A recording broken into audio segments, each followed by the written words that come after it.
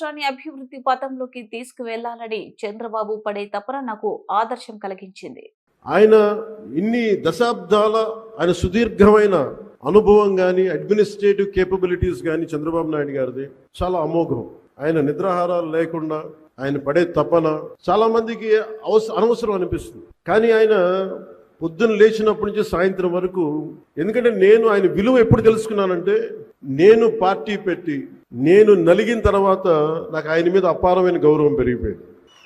ఎందుకంటే ఒక పార్టీ పెట్టడం ఆత్మహత్యా సదృశం.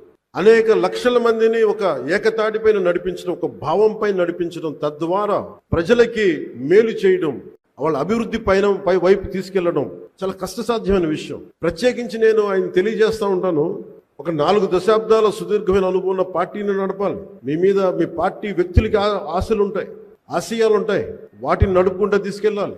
కుటుంబాన్ని చూసుకోవాలి.